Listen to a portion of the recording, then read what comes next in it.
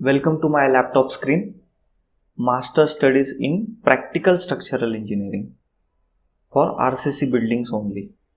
तो चलिए हम एक जनरल इंट्रोडक्शन अपने फील्ड के बारे में करते हैं। तो स्ट्रक्चरल इंजीनियरिंग क्या है? देखो, स्ट्रक्चरल इंजीनियरिंग एक स्पेशलाइजेशन है सिविल इंजीनियरिंग का, जिसमें एनालिसिस ऑफ फोर्सेस, जो कोई भी फोर्सेस अप्लाई होते हैं बिल्डिंग के ऊपर, उसका एनालिसिस करना। स्ट्रेंथ कैलकुलेशंस, मतलब आपने एक सब्जेक्ट होगा आपको स्ट्रेंथ ऑफ मटेरियल, सॉम शॉर्टकट। तो स्ट्रेंथ ऑफ मटेरियल में जो कोई भी सिविल इंजीनियरिंग से रिलेटेड जो मटेरियल है उसकी स्ट्रेंथ कैलकुलेट करना। जैसे कि कंक्रीट है, स्टील है, काफ़ी सारे बिल्डिंग मटेरियल्स है, तो ये सारे मटेरियल्स की स्ट्रेंथ कैलकुलेट करना, ये एक काम रहता है स्ट्रक्चरल इंजीनियरिंग में। लोड डिज़ाइन करना, देखो कई सारे लोड्स है, तो उनका कैलकुलेशन करना। ऐसा नहीं है कि कोई भी आईएस कोड में कोई लोड दिया है तो वो डायरेक्टली झट से ले लिया, ऐसा नहीं है। उस लोड का कैलकुलेशन करना पड़ता है, कितना लोड परमिसिबल है, कितना लोड आएगा। कई बार ऐसा होता है कि आईएस कोड में कोई लोड है, बट प्रैक्टिकली अगर हम चाहते हैं तो वो लोड बढ़ा भी सकते हैं। तो ऐसे इस तरह से डिज़ाइन ऑफ लोड्स है। उसके बाद स्पेसिफिकेशंस, यानी कि मटेरियल जो यूज़ करते हैं उसके स्पेसिफिकेशन क्या क्या है। जैसे कि कंक्रीट ग्रेड M20, तो M20 में क्या क्या है? M20 मतलब है क्या? उसमें सीमेंट कितना है, सैंड यानी कि फाइन एग्रीगेट, तो वो फाइन एग्रीगेट कितना है, कोर्स एग्रीगेट कितना है, ये सब स्पेसिफिकेशन में आता है। उसके बाद drawings is nothing but detailing. हम किसी भी बिल्डिंग को एनालाइज और डिजाइन करने के बाद जो सबसे इंपॉर्टेंट पार्ट आता है वो डिटेलिंग का, और डिटेलिंग करने के बाद जो हम ड्राइंग्स क्रिएट करते हैं वही साइट पे जाते हैं। तो साइट पे अगर हमारा इमेज, जो स्ट्रक्चरल इंजीनियरिंग की सही क्वालिटी है, वो उसके ड्राइंग से पता चलती है। ड्राइंग्स में ही अपनी जो क्वालिटी है वो पता चलती है। इसलिए ड्राइंग्स को बनाना बहुत ही इंपॉर्टेंट है, और टेक्निकल स्वरूप से बनाना वो सबसे इंपॉर्टेंट है। उसके बाद एनवायरमेंटल फैक्टर्स के इफेक्ट क्या क्या होते हैं बिल्डिंग के ऊपर, यानी कि टेम्परेचर है, उसके बाद स्नो है, उसके बाद एज जो है बिल्डिंग का, वो एज लिमिट है। तो ये सारे कैलकुलेशन करती है ये स्ट्रक्चरल इंजीनियरिंग ब्रांच। वो किस लिए? कोलैप्स एंड फेल्यूर जो है स्ट्रक्चर का वो अवॉइड हो सके इसलिए, और कभी जब भी एक्सटर्नल लोड बिल्डिंग के ऊपर अप्लाई हो तभी। Structural engineering is the branch of civil engineering which deals with the analysis of forces, strength calculations, design of load, specifications, drawings and effect of environmental factors to avoid collapse and failure of the structure when external load is applied।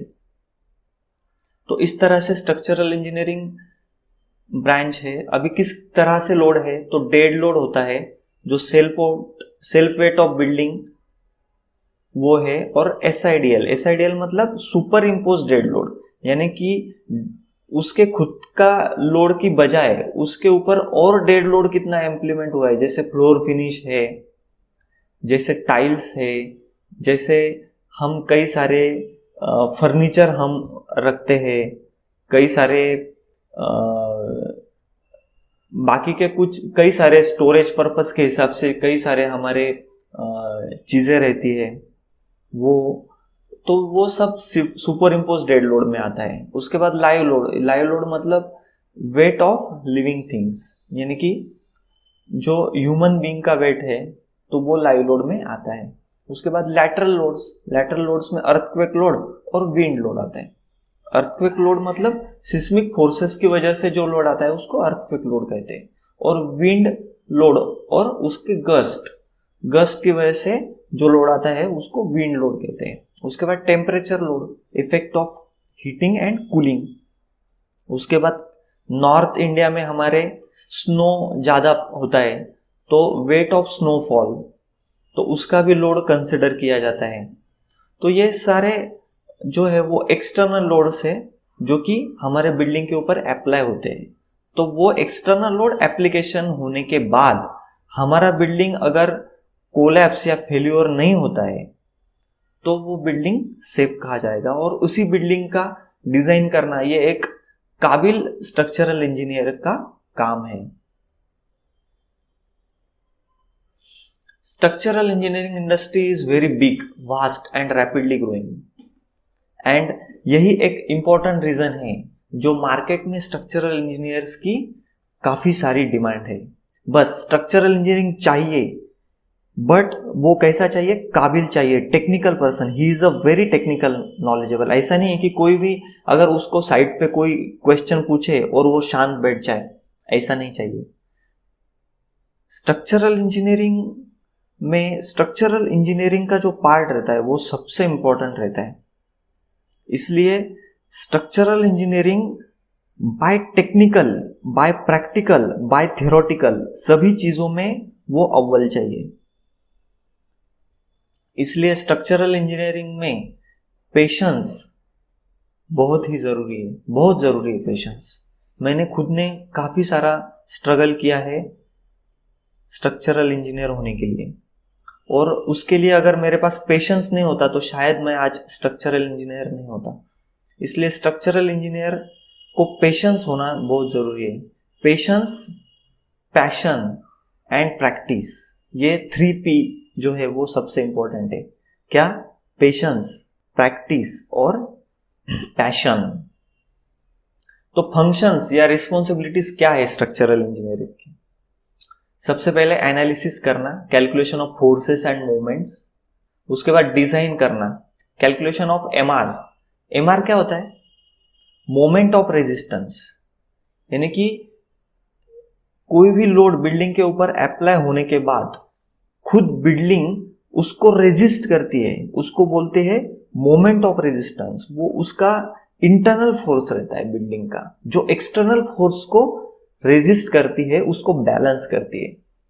तो वो moment of resistance का calculation करना, वही होता है area of reinforcement. उसके बाद detailing, reinforcement तो कैलकुलेट हो गई एरिया उसका, तो उसके बाद वो रेनफोर्समेंट कितने बार यूज करनी है, कंक्रीट का ग्रेड क्या रखना है, उसका साइज क्या रखना है कंक्रीट मेंबर का, वो सब डिटेलिंग में आता है। उसके बाद है प्रोजेक्ट सुपरविजन एंड मॉनिटरिंग। ऐसा नहीं है कि ड्राइंग दे दिए और काम खत्म हो गया, ऐसा नहीं है। उसका प्रोजेक्ट का सुपरविजन करना पड़ता है।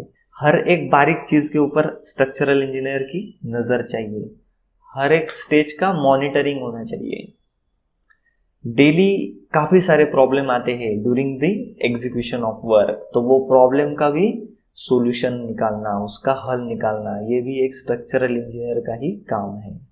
उसके बाद बिल्डिंग पूरी कंस्ट्रक्ट हो गई, उसके बाद उसका पीरियोडिकल मेंटेनेंस, स्ट्रक्चरल ऑडिट जिसको बोलते हैं, वो स्ट्रक्चरल ऑडिट करना भी एक स्ट्रक्चरल इंजीनियर का काम है। उसके बाद इन्वेस्टिगेशन ऑफ कोलैप्स स्ट्रक्चर्स।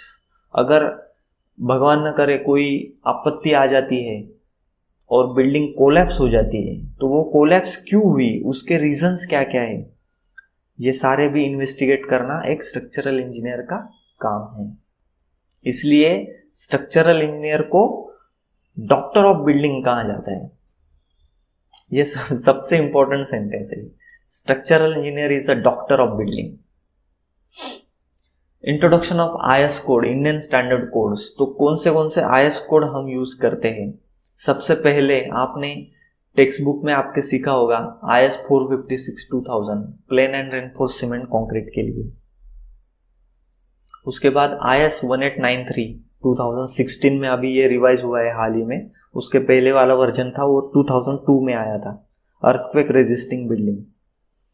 उसके बाद IS 13920, ये भी 2016 में आया है, डक्टाइल डिजाइन एंड डिटेलिंग का ये IS कोड है। उसके बाद IS 1786, ये HYSD स्टील रिबार का है। उसके बाद IS 875 पार्ट 1 to 5, ये डिजाइन लोड्स के बारे में है, dead load, live load, impact load, super impose dead load, उसके बाद द स्नो लोड है, उसके बाद लोड कॉम्बिनेशन है। ये सभी कई अलग अलग सारे पार्ट में 1 से 5 तक वो पार्ट है, उसमें वो दिए गए हैं, लोड की जानकारी है उसमें। उसके बाद टॉल बिल्डिंग के लिए, कॉन्क्रीट टॉल बिल्डिंग्स के लिए IS 16700, 2017 में ये कोड आया है। अगर अपनी बिल्डिंग की हाइट 50 मीटर से ऊपर है तो उसको टॉल बिल्डिंग्स बोलते हैं, 50 मीटर से ऊपर, तो उस लिए वो कोड यूज होता है। बट उन्होंने ऐसा एक उसमें नॉर्मली क्लॉज दिया है कि अगर आपकी बिल्डिंग 50 मीटर से नीचे भी है तो भी वो इस कोड को रेफर आप कर सकते हो। तो मेरी सभी स्टूडेंट से हाथ जोड़ के विनती है कि ये सारे कोड जो है वो एक एक लाइन, एक एक सेंटेंस आपने केयरफुली रीड करना है। अगर आप IS कोड रीड नहीं करोगे तो आपका ये कोर्स ज्वाइन करके कुछ भी फायदा नहीं होगा। इसलिए आपने ये IS कोड रीड करना मस्ट है, मस्ट। हमने इंडस्ट्री के बारे में और IS कोड के बारे में एक लेटेस्ट अपडेट देखा, तो हम अगले सेशन में एक्चुअल प्रैक्टिकल सेशन शुरू करेंगे। कोई प्रोजेक्ट है तो वो प्रोजेक्ट लेंगे और प्रोजेक्ट को वो कंप्लीट करेंगे। Thank you friend.